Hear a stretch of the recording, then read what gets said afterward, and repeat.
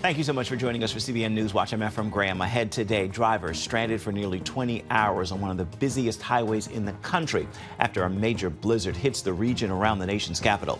COVID and crime on the rise, and both are on the top of voters' minds as we head into the 2022 elections. Plus, California is taking big steps to become a sanctuary state for abortions. We released 45 recommendations for what the state of California can do to ensure that we remain a reproductive freedom state. We share what all this means coming up, and all my life I've been carried by grace. Joel Barnes of Maverick City Music talks with CBN Studio 5 about the making of some of the music heard around the world. Everybody in my family decided to cling to the Lord instead of run away from him is a miracle within itself. All these stories and more are coming up next.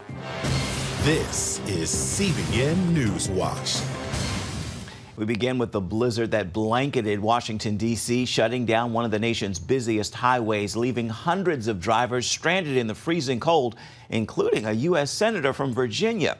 The massive traffic jam stretching dozens of miles lasted from Monday into Tuesday night. Now, just as the area is digging out from one storm, another is on its way. Charlene Aaron has the story. Interstate 95 in Northern Virginia is moving again. The highway finally reopening last night after a 50-mile traffic jam that froze hundreds of cars in place over 2 days. Just as the region is recovering from Monday's winter storm, more bad weather is on the way, complete with possible freezing rain along that same section of I95. It was a nightmare on one of the nation's busiest highways as snow and ice caused I95 to shut down, trapping drivers in sub-freezing temperatures for more than 27 hours. Vehicles starting to run out of gas. Food, water is an issue for some of these people. It started with multiple tractor trailers jackknifing near Fredericksburg, Virginia, as temperatures dropped below freezing, made worse by heavy snowfall. Our cell phones don't work. Internet goes in and out, so we've just been sitting here. Been in this spot for 7 hours, almost 8 hours. Some drivers taking to social media, worrying about a lack of gas, food, and water. I'm just more worried that I'm going to run out of gas, because when I run out of gas, then I run out of warmth and phone battery. Virginia Senator Tim Kaine was stuck in his car for 27 hours after starting his normally 2-hour commute to the Capitol. I had a heavy coat, and I also had a full tank of gas. And the problem is a lot of people, when you're stuck that long between, 5 miles from an interchange and the traffic isn't moving, folks are running out of gas. The Virginia Department of Transportation calling the situation unprecedented. We were not able to pre-treat our roadways before, and this is due to the rain. The rain would have washed all of our chemicals and salt off the road. Virginia Governor Ralph Northam defending the state's handling of the chaos, saying there was difficulty getting workers and equipment through the snow and ice. Meanwhile, forecasters warn more freezing rain for that same area Wednesday, and another storm is expected to bring snow from Virginia to Maine later this week. Charlene Aaron, CBN News. President Biden is again addressing the growing number of COVID cases, maintaining it's a pandemic of the unvaccinated, although many vaccinated people have also gotten the disease during the latest outbreak. The White House was asked about when the 500 million at-home tests will be available. The first delivery from manufacturers will start later this month, and obviously then we will work to get it out the door as quickly as possible. The president and the White House have faced criticism for not having tests ready before the winter season. Meanwhile, leaders of Chicago public schools canceled classes today after the teachers union voted to switch to remote learning due to the surge in COVID cases as the battle over COVID protocols for education intensifies.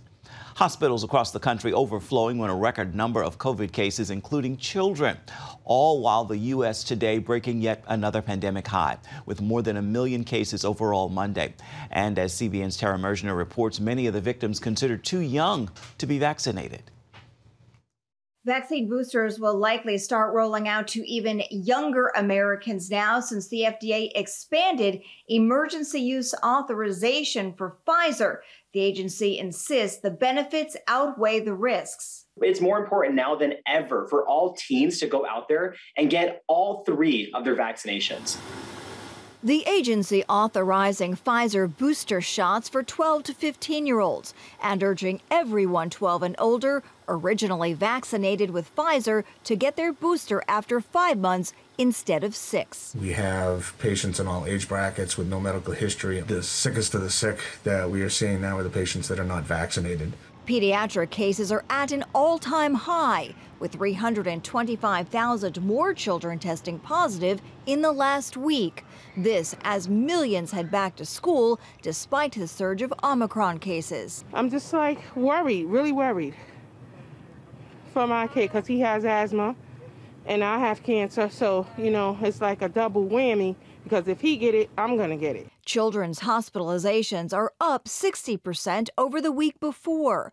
378 admitted last week, which the CDC says is a new pandemic record. The high fevers came in waves. It can get bad. It's not just a simple cold for everybody. I plead with parents to please seriously consider vaccinating your children, wearing masks in the school setting, doing test to stay approaches when children get infected. Overall, more than 100,000 infected Americans are now in the hospital, more than double the total from early November. And scientists are now tracking a new variant out of southern France. The nursing staff is tired. We are burnt out. We're working 12 to 14-hour shifts, and on some days up to 16-hour shifts. Breaks are minimal, and it's just that busy, and people are just that sick. As for expanded eligibility for teens, approval could come as early as Wednesday when the advisory panel meets. In Washington, I'm Tara Mergener, CBN News. Murder cases skyrocketed in cities around the nation in 2021. Chicago and Cook County reported 1,002 gun-related murders in 2021, the most ever. Atlanta passed its 2020 total with at least 158 homicides last year. Oakland, California hit a 15-year high, and in Cleveland, murders jumped 29% over the previous year. New Orleans had its highest murder toll since 2004. Crime and COVID are 2 of the major challenges facing President Biden and Congress. Along with the biggest issue in this election year is likely to be the economy and inflation. Adil Hurd is following this story. In 2022, Democrats in Washington are looking forward to making some political hay with their commission on the January 6th riot at the Capitol, and still hope to pass a smaller version of Joe Biden's almost dead Build Back Better Act. But voters are concerned about other issues that could seriously damage Democrats in this year's midterm elections. Issue number 1 is inflation, running at its highest rate in nearly 40 years. An ABC Ipsos poll shows more than 2/3 of Americans disapprove of how Joe Biden is handling inflation. 57% disapprove of his handling of the economy overall. In fact, Biden got poor marks on almost every issue. With 16 major U.S. cities seeing record homicides last year, almost 2/3 disapprove of his handling of crime. Biden's COVID approval rating is now at its lowest point since he took office. He promised to shut down the virus, but more have died under Biden than under former President Donald Trump. With the Omicron variant continuing to spread, critics blame the Biden administration for the shortage of tests all over the country. A new study shows Omicron may be the final phase of the pandemic, and polling shows Americans now care more about inflation. Well, yeah, as a business owner, everything is more expensive. I own a cafe, which is a place based in a cafe here, and my business partner and I see that everything that we need, coffee cups, coffee, sugar, milk, everything is a lot more expensive. Biden blames inflation on disruptions caused by COVID. The reason for the inflation is that we have a supply chain problem that is really severe and is causing a significant increase in prices in things that, in fact, are hard to get access to. Because at the bottom of it all is COVID. But Republicans say the buck stops with Biden. After his policies caused gas prices to skyrocket, he said he would lower the gas price. He hasn't done it. He's even made it worse. And the White House faces severe challenges overseas as well. Russia has an estimated 100,000 troops on the border with Ukraine. While some experts wonder if China's Winter Olympics go badly because of human rights boycotts, an angry China might finally invade Taiwan. There will also be continued tension as the U.S. and other countries try to negotiate with Iran over its ongoing nuclear program. And in foreign policy, Joe Biden again gets low marks from voters. Most polled said they don't trust him to negotiate with Vladimir Putin over the Ukraine crisis, as 2022 brings serious political challenges both at home and abroad. Dale Hurd, CBN News. Coming up, California looking to become a sanctuary state for abortions if Roe versus Wade is overturned. So what does all this mean for the future of abortions? We're going to take a look when we come back.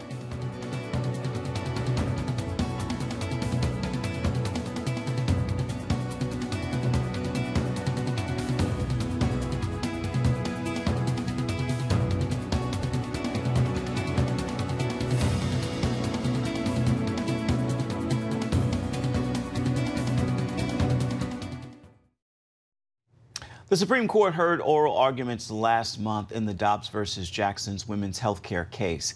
It's a challenge to a Mississippi law outlawing most abortions after 15 weeks. The case could overturn Roe versus Wade. Such a move would send the issue back to the states, with some outlawing abortions and others welcoming it. California is taking perhaps the most aggressive steps to become an abortion sanctuary. Governor Gavin Newsom is promoting plans to pay for women from out of state to travel to California for abortions. Our Heather Sells spoke with Jonathan Keller, the president of the California Family Council, about what all this means. Jonathan, we know that basically every state right now is thinking about the possibility of the Supreme Court overturning Roe v. Wade. California, of course, is moving towards becoming an abortion sanctuary if Roe is reversed. How well thought out would you say is the state's plan to provide more abortions, to welcome women from other states who want abortions? Well, tragically, I would say the plan is extremely well thought out. A couple months ago, Gavin Newsom, in secret, assembled something that he is calling the Future of Abortion Council. And this group is about 40 different organizations from across the state and even around the country. And like their title says, they are dedicated to expanding and ensuring that abortion remains available to women both here in California and even around the country. Most remarkably, they came up with a 15-page report. It has 45 specific policy recommendations for things that they hope our state does to pass funding for abortions, scholarships for people traveling from other states, mandatory training for doctors to become abortionists. It's really a shocking document, and I think it shows that there is really just an absolute desperation on behalf of some in the abortion industry to do everything they can to thwart pro-life movement and pro-life states across the country. Right, and I've looked at that document, and it is fairly detailed. What would you say, what are the strategies that they have in place to encourage women to come to California to get abortions that really concern you?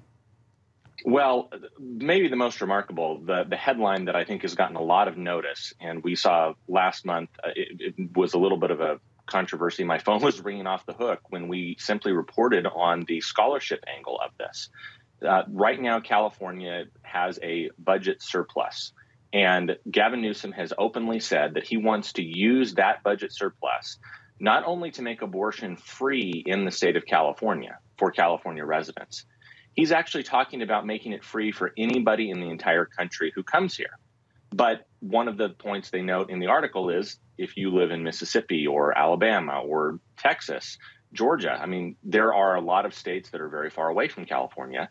So Gavin Newsom is actually talking about paying women with unplanned pregnancies to fly to the state of California, to pay for their hotel rooms, to cover all of their even work-related expenses if they have to take unpaid time off so that they can come here and end the lives of their unborn children. I mean, it's really something shocking that I don't think most other states have even conceived of.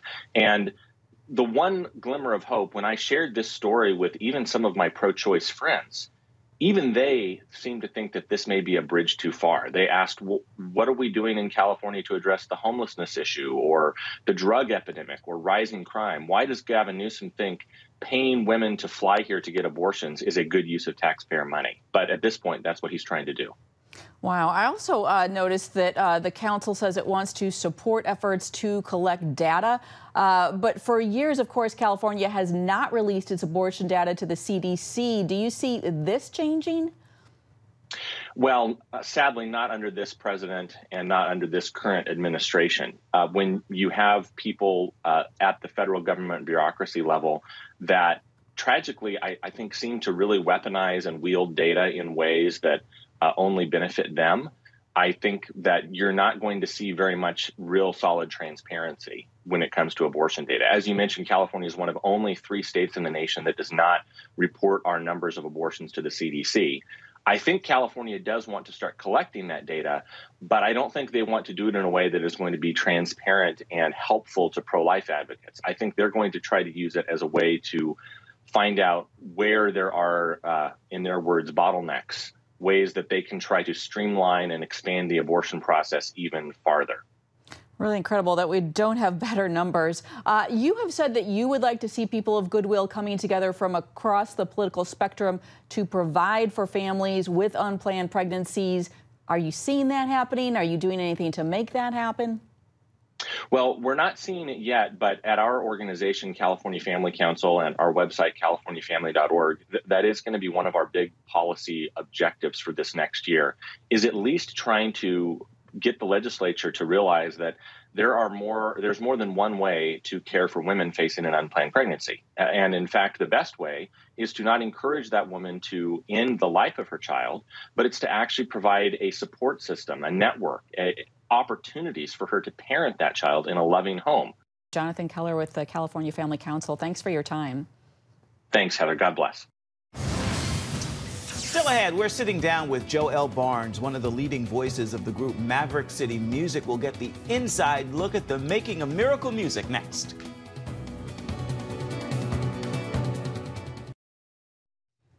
The music collective Maverick City Music is in the spotlight for its Grammy nominations, and the awards will be handed out at the end of this month. We caught up with one of the voices from this groundbreaking music group for a look inside the making of some of the music that is touching people all around the world. His name is Joel Barnes, and he's the leading voice of the popular tune Miracles. All my life I've been carried by grace. Don't ask me how, 'cause I can't explain. It's nothing short of a miracle. I'm here. Within the last year or two, I mean, you guys are everywhere. How did it happen? We don't really know. You know, we don't really know. I think that 2020 was a very rough year for everyone. And I think that watching like the hope fade in people's hearts was kind of heartbreaking. And I think that the music kind of like God decided to breathe on these little like altars in the form of songs to reignite hope in the hearts of his people. So we don't really know. I think like it just kind of took off like a tidal wave. We didn't plan for it to happen. We were just people getting together, writing songs and singing songs, and we didn't necessarily have a plan or a guide to try to like, you know what I mean? So we don't really know how it happened. Count your miracles, 1, 2, 3, 4, I can't even count them all. Your thoughts on miracles? I got miracles on miracles. When we think of miracles, we think about like the really grand miracles. We think about like the healing the sick, the raising the dead, like all of the grand things, right? But I think that we oftentimes miss the day-to-day miracles. You know what I mean? Like they say, like, you really miss death by inches 1,000 times a day. That's like, that stuff is miracles. Like, and then like watching, like I related my story in the record because like these things should have broken me, should have broken my family apart, should have broken my mother. But watching like God be in the midst of it and like actually gluing us together even more so was a miracle within itself. Because I've seen things like this rip people apart. It caused people to drift away from the Lord. Like they blame God and walk away. So the fact that like everybody like in my family like decided to cling to the Lord instead of run away from him is a miracle within itself. So that's why I love miracles more than anything. 1, 2, 3, 4, I can't even count them all. His family lost his brother. That was one of the miracles that they pulled together through. For more uplifting stories like this, be sure to check out Studio 5 tonight and every Wednesday evening at 8:30 Eastern Standard Time on the CBN News Channel. Tonight, Skillet's John Cooper is our guest, and we're counting down this week's top 5 stories from the world of uplifting entertainment. Coming up, it's a snowman and a snow brawl for all. Get in on all the fun right after this.